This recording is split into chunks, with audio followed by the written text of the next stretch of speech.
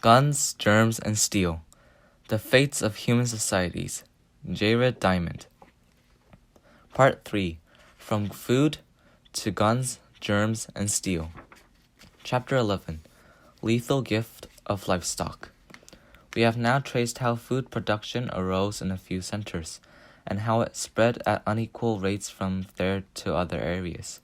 Those geographic differences constitute important ultimate answers to Yali's question about why different peoples ended up with disparate degrees of power and affluence. However, food production itself is not a proximate cause. In a one-on-one fight, a naked farmer would have no advantage over a naked hunter-gatherer. Instead, one part of the explanation for farmer power lies in the much denser populations that food productions could support.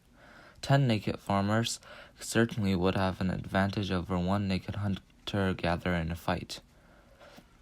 The other part is that neither farmers nor hunter-gatherers are naked, at least not figuratively. Farmers tend to breathe out nastier germs, to own better weapons and armor, to own more powerful technology in general, and to live under centralized governments with literate elites better able to wage war of conquest. Hence, the next 4 chapters will explore how the ultimate cause of food production led to proximate causes of germs, literacy, technology, and centralized government. The links connecting livestock and crops to germs were unforgettably illustrated for me by a hospital case about which I learned through physician friend. When my friend was an inexperienced young doctor, he was called into a hospital room to deal with a married couple stressed out by a mysterious illness. It did not help that the couple was also having difficulty communicating with each other, and with my friend. The husband was a small, timid man, sick with pneumonia caused by an unidentified microbe, and with only limited command of the English language. Acting as translator was his beautiful wife, worried about her husband's condition and frightened by the unfamiliar hospital environment. My friend was also stressed out from a long week of hospital work, and from trying to figure out what unusual risk factors might have brought on strange illness. The stress caused by my friend to forget everything he had been taught about patient. Confidently, he committed the awful blunder of requesting the woman to ask her husband whether he'd had any sexual experiences that could have caused the infection. As the doctor watched, the husband turned red, pulled himself together so that he seemed even smaller, tried to disappear under his bed sheets, and stammered out words in a barely audible voice. His wife suddenly screamed in rage and drew herself up to tower over him. Before the doctor could stop her, she grabbed a heavy metal bottle, slammed it with full force onto her husband's head, and stormed out of the room. It took a while for the doctor to revive her husband, and even longer to elicit, though the man's broken English, what he'd said to that so enraged his wife. The answer slowly emerged. He had confessed to repeated intercourse with sheep on a recent visit to the family farm. Perhaps that was how he had contracted the mysterious microbe. This incident sounds bizarrely one of a kind and of no possible broader significance. In fact, it illustrates an enormous subject of great importance: human diseases of animal origins. Very few of us love sheep in the carnal sense that this patient did, but most of us platonically love our pet animals, such as our dogs and cats. As a society, we certainly appear to have an inordinate fondness for sheep and other livestock, to judge from vast numbers of them that we keep. For example, at the time of a recent census, Australia's people thought so highly of sheep that they kept a lot of them. Some of us adults, and even more of our children, pick up infectious diseases from our pets. Usually, they remain no more than nuisance, but a few have evolved into something far more serious. The major killers of humanity throughout our recent history, smallpox, flu, tuberculosis, malaria, plague, measles, and cholera, are infectious disease that evolved from diseases of animals. Even though most of the microbes responsible for our own epidemic illnesses are paradoxically now almost confined to humans. Because diseases have been the biggest killers of people, they have been also the safe shapers of history. Until World War II, most victims of war died of waterborne microbes than the battle wounds. All of the military histories glorifying great generals over simply the ego-deflating truth. The winners of the past wars were not always the armies with the best generals and weapons, but were often merely those bearing the nastiest germs to transmit to their enemies. The grimmest examples of germs' role in history come from the European conquest of the Americans that began with the Columbus's voyage of 1492. Numerous as were the Native American victims of the murderous Spanish conquistadors, they were far outnumbered by the victims of murderous Spanish microbes. Why was the exchange of nasty germs between Americans and Europe so unequal? Why did the Native American diseases instead decimate the Spanish invaders, spread back to Europe, and wipe out 95% of Europe's population? Similar questions arise from the decimation of many other native peoples by Eurasian germs, as well as the decimation of would-be European conquistadors in the tropics of Africa and Asia. Thus, questions of the animal origins of human disease lie behind the broadest pattern of human history and behind some of the most important issues in human health today. Think of AIDS as explosively spreading human disease that appears to have evolved from a virus resident in wild African monkeys. This chapter will begin by considering what a disease is and why some microbes have evolved so as to make us sick, whereas most of other species of living things don't make us sick. We'll examine why many of our most familiar infectious diseases run into epidemics such as current AIDS epidemic and the Black Death, epidemics of the Middle Ages. We'll then consider how the ancestors of microbes now confined to us transferred themselves from the original animal hosts. Finally, we'll see how insight into the animal origins of our infectious disease helped explain the momentous, almost one-way change of germs between Europeans and Native Americans. Naturally, we're disposed to think about our disease just from our own point of view. What can we do to save ourselves and to kill the microbes? Let's stamp out the scoundrels, and never mind what their motives are. In lives in general, though, one has to understand the enemy in order to beat them. And that's especially true in medicine. Hence, let's begin by temporarily setting aside our human bias and considering disease from the microbe's point of view. After all, microbes are as much of a product of natural selection as we are. What evolutionary benefit does a microbe derive from making us sick in bizarre ways, like giving us genital sores or diarrhea? And why should microbes evolve so as to kill us?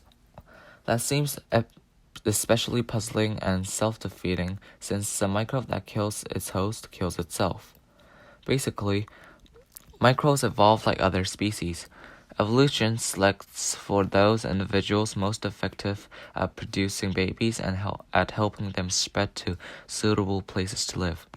For a microbe, spread may be defined as mathematically as the number of new victims infected per each original patient.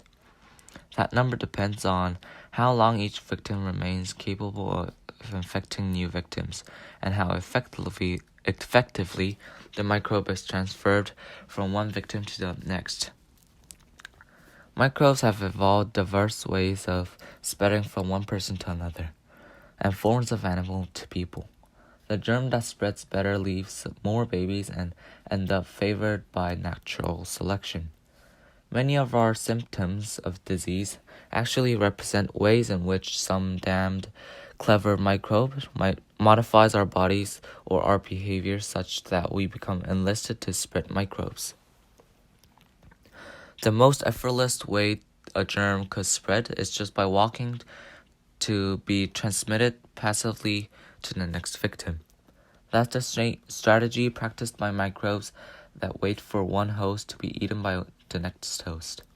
For instance, Salmonella bacteria, which we contract by eating already infected eggs or meat, the worm responsible for trichinosis, which gets from pigs to us by waiting for us to kill the pig and eat it without proper cooking, and the worm causing anisakis, with which sushi-loving Japanese and Americans occasionally infect themselves by consuming raw fish. Those parasites pass to a person from an eaten animal, but the virus causing laughing sickness in the New Guinea highlands used to pass to a person from another person who was eaten. It was transmitted by cannibalism. When highland babies made the fatal mistake of licking their fingers after playing with raw brains that their mother had just cut out from a dead kuru victims awaiting cooking. Some microbes don't wait for the old host to die and get eaten, but instead hitchhike in the saliva of an insect that bites the host and flies off to find a new host. The free ride may be provided by mosquitoes, fleas, lice, or testis flies, and spread malaria, plague, typhus, or sleeping sickness, respectively. The dirtiest of all tricks for passive carriage is perpetrated by microbes that pass from a woman to her fetus and thoroughly infect babies already at birth. By playing that trick, the microbes responsible for syphilis, rubella, and now AIDS pose ethical dilemmas with which beliefs in a fundamentally just universe have had to struggle desperately. Other germs that matters into our own hands, figuratively speaking, the modify of the anatomy or habits of their host in such a way to accelerate their transmission. From our perspective, the open genital sores caused by venereal diseases like syphilis are a vile indignity. From the microbe's point of view, however, they are just a useful device to enlist hosts' help in inoculating microbes into a body cavity of a new host. The skin lesions caused by smallpox similarly spread by microbes by direct or indirect body contact. Occasionally very indirect, as when U.S. whites being bent on wiping out belligerent Native Americans sent them gifts of blankets previously used by smallpox patients. More vigorous yet is the strategy practiced by influenza, common cold, and pertussis microbes, which induce the victim to cough or sneeze, thereby launching a cloud of microbes toward prospective new hosts. Similarly, the cholera bacterium induces its victim a massive diarrhea that delivers bacteria into the water supplies of potential new victims. While the virus responsible for Korean hemorrhagic fever broadcasts itself in the urine of mice for modification of a host's behavior, nothing matches rabies virus, which not only gets into the saliva of an infected dog, but drives the dog into a frenzy of biting and thus infecting many new victims. For physical effort on the bug's own part, the prize still goes to worms such as hookworms and stromatolids, which actively burrow through the host skin from water or soil into which their larvae has been extracted into a previous victim's feces. Thus, from our point of view, genital sores, diarrhea, and coughing are symptoms of the disease. From a germ's point of view, they are clever evolutionary strategies to broadcast the germ. That's why it's in the germ's interest to make us sick. But why should a germ evolve the apparently self-defeating strategy of killing its host? From the germ's perspective, that's just an unintended byproduct of host symptoms promoting efficient transmissions of microbes. Yes, an untreated chlorea patient may eventually die from producing diarrheal fluid at a rate of several gallons per day.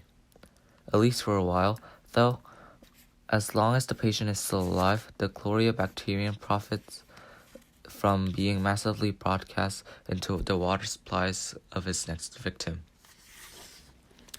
Provided that each victim therapy infects on an average more than one new victim, the bacterium will spread, even though the first host happens to die. So much for dispassionate examination of germs' interests. Now let's go back considering our own selfish interest.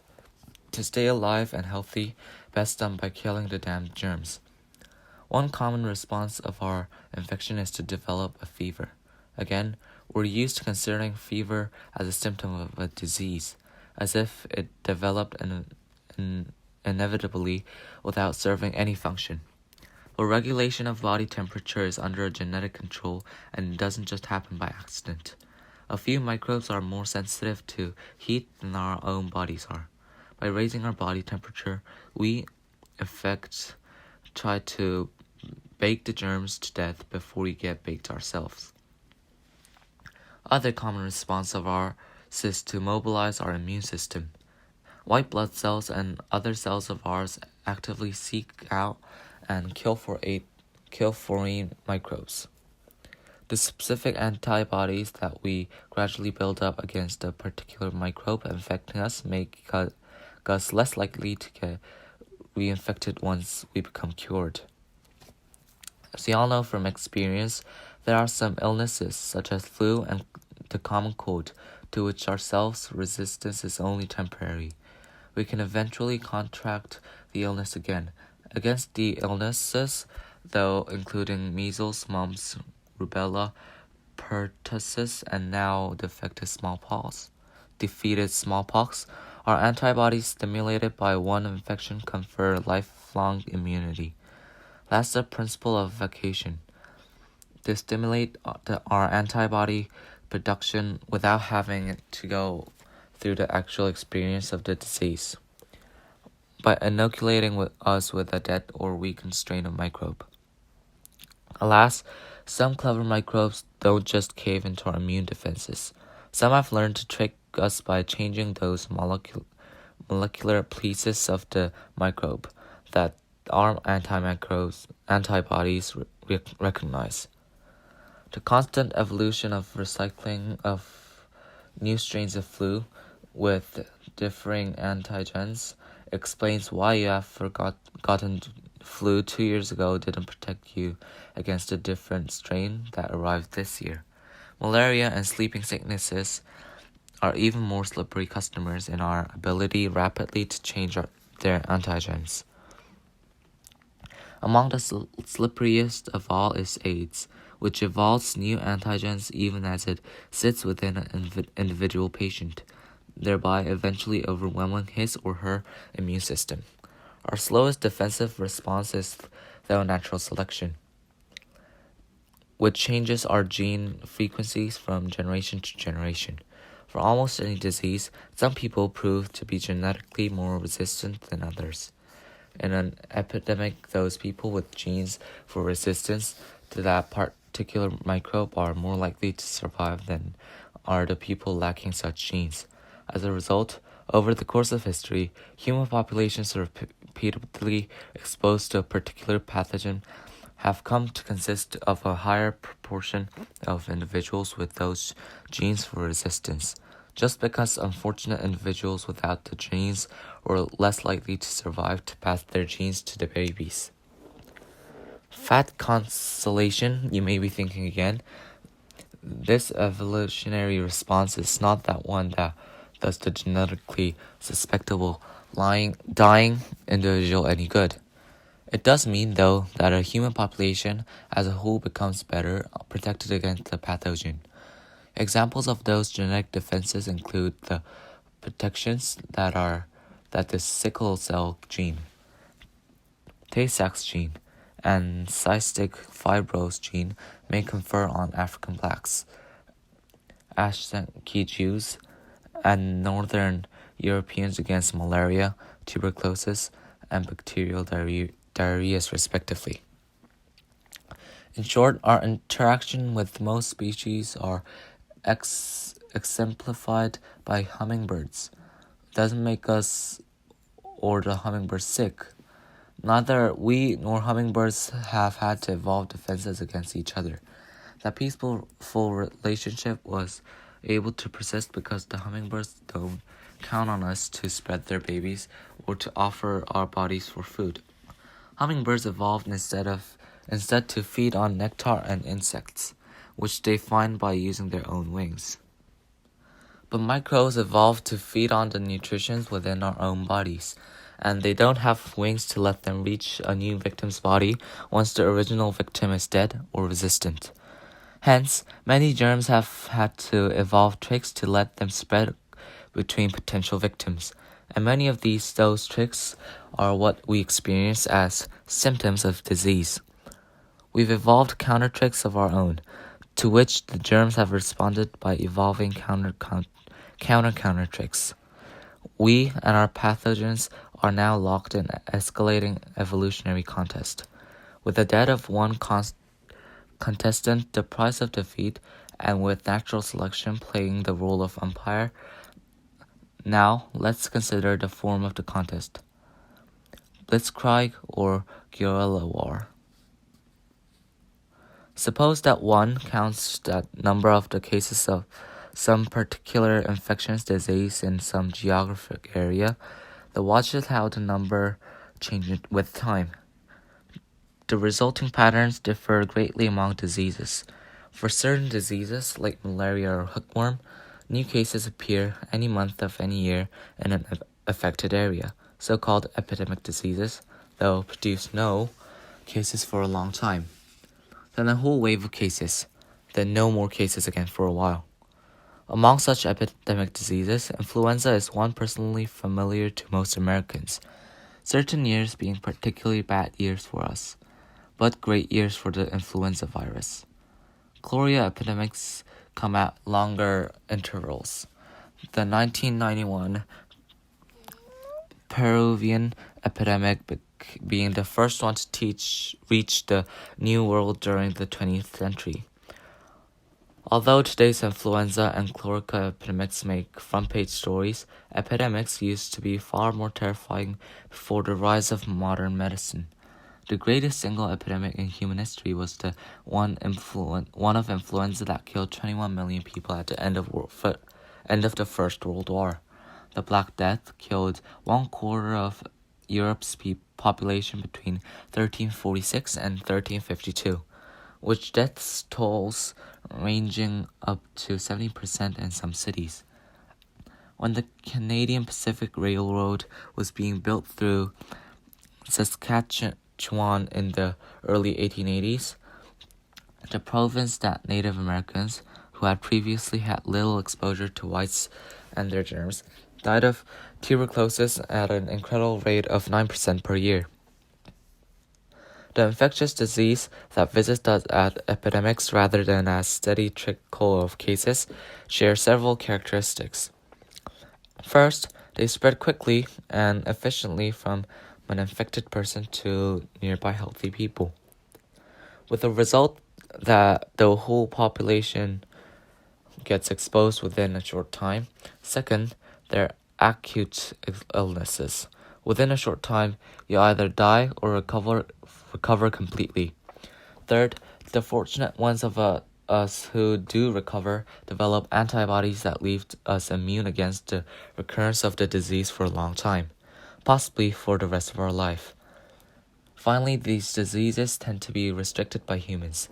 The microbes causing them tend not to live in the soil or in other animals. All four of these traits apply to what Americans think of as the familiar acute epidemic diseases of a childhood, including measles, rubella, mumps, pertussis, and smallpox. The reason why the combination of these four traits tend to make a disease run in epidemics is easy to understand. In simplified form, here's what happens. The rapid spread of microbes and the rapid course of symptoms mean that everybody in the local human population is quickly infected and soon thereafter is either dead or else recovered and immune. No one is left alive who could still be infected. But since the microbe can't survive except in the bodies of living people, the disease dies out until a new crop of babies reaches the susceptible age and until the infectious person arrives from the outside to start a new epidemic. A class illustration of how such diseases occur as epidemics is in the history of measles and on the isolated Atlantic islands called the Faroes. A severe epidemic of measles reached the Faroes in 1781 and then died out, leaving the islands measles-free until the infected carpenter arrived on the ship from Denmark in 1846. Within 3 months, almost the whole Faroes population had gotten measles and then either died or recovered, leaving the measles virus to disappear once again until the next epidemic. Studies show that measles is likely to die out in any human population numbering fewer than 500,000 people. Only in larger populations can the disease shift from one local area to another, thereby persisting until enough babies have been born in the originally infected area that measles can return there. What's true for measles in the Faroes is true of our other familiar acute infectious diseases throughout the world. To sustain themselves, they need a human population that is sufficiently numerous and sufficiently densely packed, that a numerous new crop of susceptible children is available for infection by the time the disease would otherwise be waning. Hence, measles and similar diseases are also known as crowd diseases. Obviously, crowd diseases cannot sustain themselves in small bands of hunter-gatherers and slash-and-burn farmers. As tragic modern experiences with Amazonian Indians and Pacific Islanders confirms, almost an entire tribelet may be wiped out by an epidemic brought by an outside visitor. Because no one in the tribelet had any antibodies against the microbe, for example, in the winter of 1902, a dysentery epidemic brought by sailor or on the whaling ship Active killed 51 out of 56 Salamute Eskimos, a very isolated band of people living on Southampton Island in the Canadian Arctic. In addition, measles and some of our other childhood diseases are more likely to kill infected adults than children, and all adults in the tribelet are susceptible. In contrast, modern Americans rarely contract measles as adults, because most of them get either measles or the vaccine against it as children. Having killed most of the tribelet, the epidemic then disappears. The small population size of tribelets explain not only why they can't sustain epidemics introduced from outside, but also why they never could evolve epidemic diseases of their own to give back to the visitors. That's not to say, though, that small human populations are free from all infectious diseases. They do not have infections, but only of certain types. Some are caused by microbes capable of maintaining themselves in animals or in the soil, with the result of that the disease doesn't die, but remains constantly available to infect people. For example, the yellow fever virus is carried by African wild monkeys, whence it can always infect rural human populations of Africa, whence it was carried by the transatlantic slave trade to infect New World monkeys and people. Still, other infections of small human populations are chronic diseases such as leprosy and yaws. Since the disease may take a very long time to kill its victim, the victim remains alive as a reservoir of microbes to infect other members of the triblet. For instance, the Karimuyu Basin of the New Guinea highlands, where I worked in the 1960s, was occupied by an isolated population of a few thousand people, suffering from the world's highest incidence of leprosy, about 40%. Finally, small human populations are also susceptible of non-fatal infections against which we don't develop immunity, with the result that the same person can become reinfected after recovering. That happens with hookworm and many other parasites.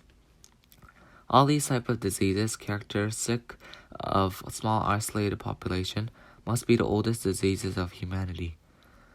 They were the ones we could evolve and sustain through the early millions of years of our evolutionary history.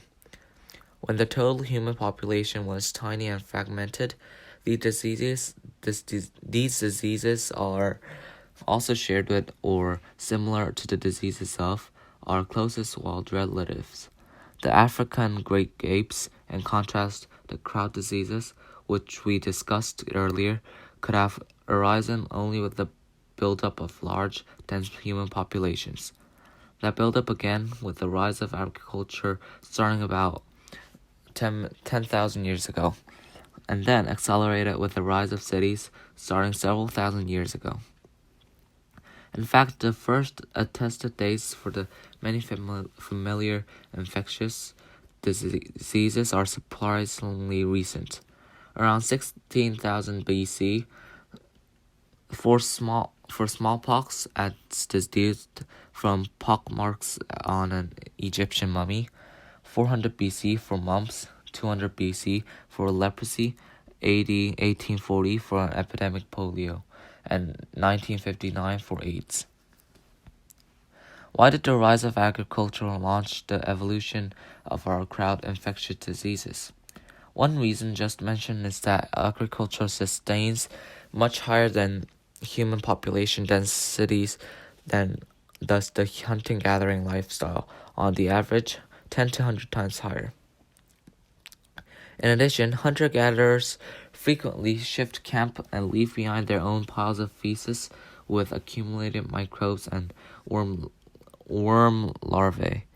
But farmers are sedentary and live amid their own sewage, thus providing microbes with a short path from one person's body into others' drinking water.